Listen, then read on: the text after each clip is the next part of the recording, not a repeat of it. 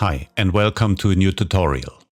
As promised in my video about signal splitting, I would like to show you ways how to create a wide and deep mix without everything falling apart when listening in mono. But I want to make one thing very clear right at the beginning. There is no way to make a mono version of your stereo mix which sounds equally good. This isn't possible from pure physics alone, so don't waste your time trying. A good stereo mix is what we should aim for in first place. And when we speak about keeping mono compatibility, we are talking about keeping the main idea intact without losing too much important stuff. But it will never happen without making sacrifices. So let's first define what mono in music production actually mean, respectively how it is done technically in audio processing. I got here a simple sine wave, which gives us a complete mono signal indicated by a straight line in the G meter, or the steady +1 reading in the correlation meter, and of course by our ears. Or for example to call up the mid-side EQ preset for patcher. If there's nothing happening in the side EQ, there is no stereo information. Another control measure would be to toggle between the normal sound and summing to mono. If there is no difference in sound, chances are very high that you got a mono signal happening. In most DAWs, even mono sources are played back on two separate channels, one panned hard left, the other one hard right. Panning the signal from one side to another is basically nothing else than reducing the other side's volume. As we just change the volume of one side, but we do not change the signal itself, the G meter still shows us a straight line, just moving up to 45 degrees to the left or to the right. This whole concept, how mono signals and panning is represented in audio processing, is a little bit hard to understand. And I don't dive too much into theory here, so just take some points as given. But it's important to know this behavior. Panning is already a method to create stereo information. Let's do the same as before, but let's pull up the EQs from our mid-side EQ patcher preset. As long as we leave both faders at unity, we see just a single peak in the mid EQ and a straight vertical line in the G meter. And now we start to pan. No matter to which side we are panning, as soon as these volumes change, we add this sound in the side signal, which is at the hard pan settings at the same level as the mid signal.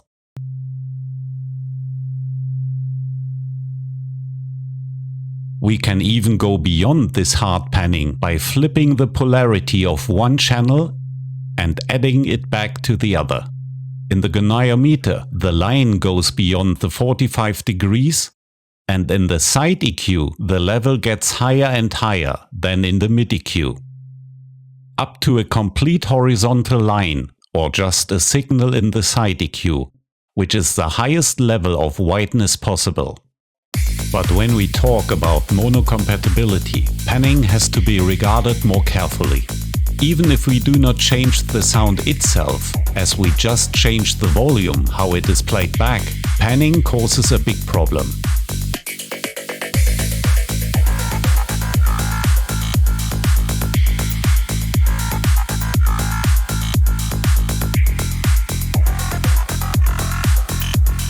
In this example project, I have two sounds which are completely mono.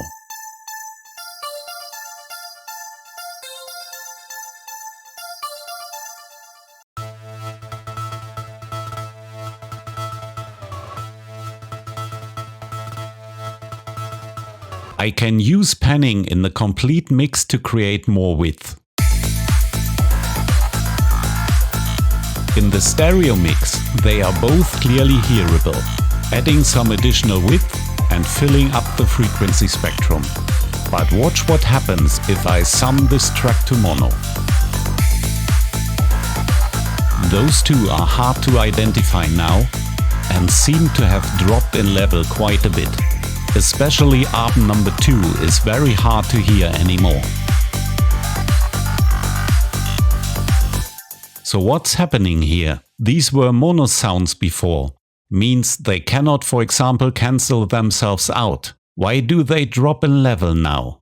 Let's change to Reaper for a moment, as the real-time values in the mixer makes it easier to see. We have already seen that the mono sound can be as well reflected by two hard-panned ones carrying the same signal. The sum on the master shows us the same level as the individual channels. When I press the mono button on the master, the signal level stays the same. Summing two separate signals to mono is basically left plus right. Would you agree? But this is actually not true. In audio processing, the doubling of a signal, no matter what signal I take, results in a level increase of 6.02 decibel. For example, here is a kick drum. I set the volume to -6.02.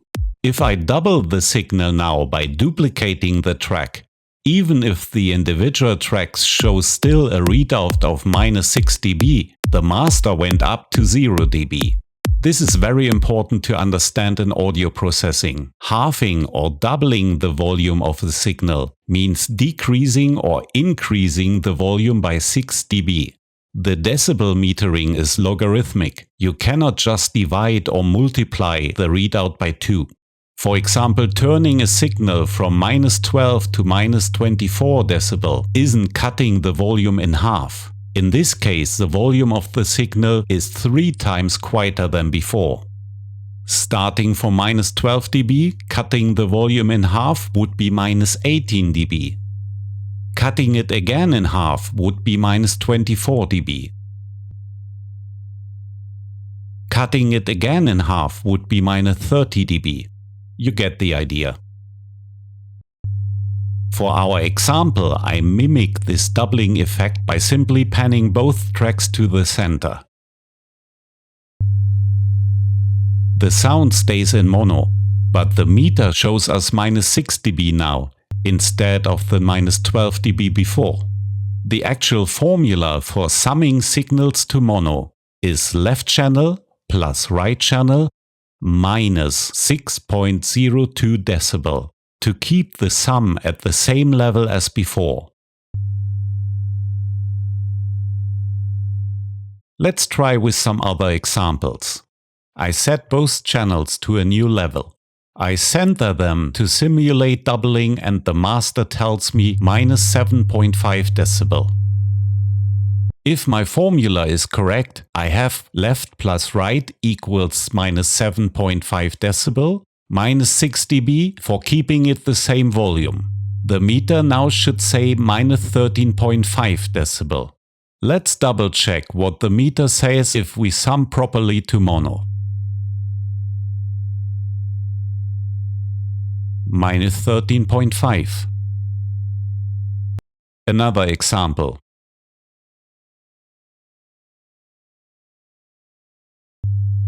-9.1. -6 dB should be -15.1. Let's sum to mono.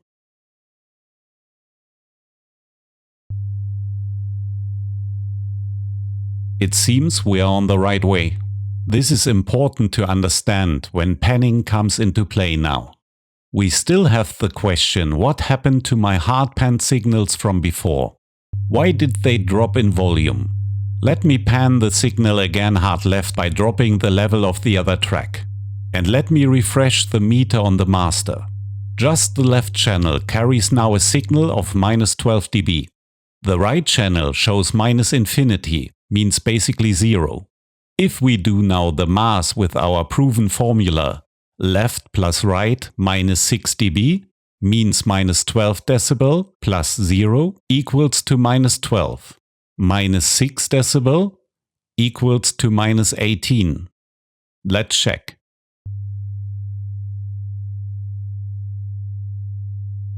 The master meter shows -18.1. We didn't consider the decimal places before, and Reaper now rounded them up to 0.1. That's the difference you see here now.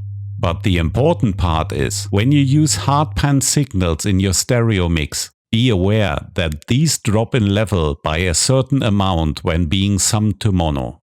This isn't necessarily a bad thing. A mono mix hasn't got the same space available as a stereo mix. So having some more unimportant elements pushed back in volume in the mono mix can help to keep clarity and avoid muddiness.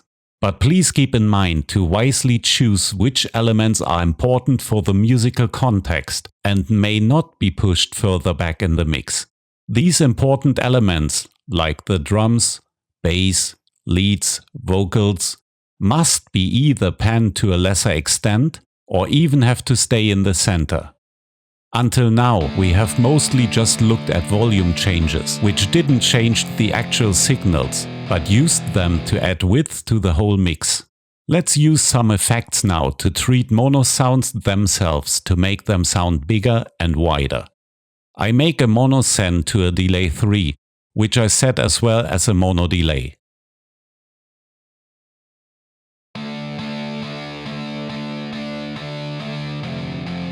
I pan the original track a bit to the left and play around with the send channel.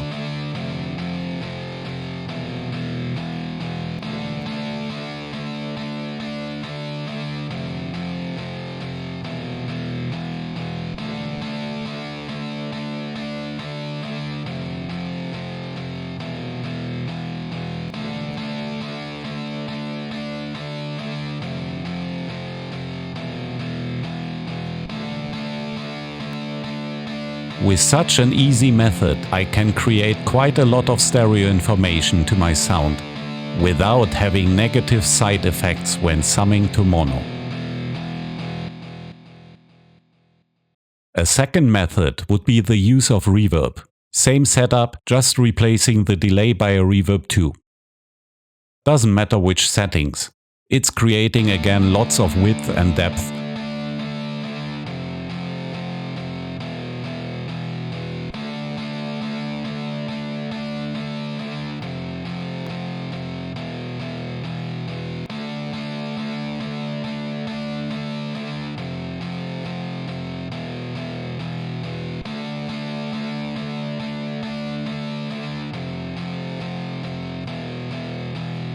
But turning to mono gives still a clean result.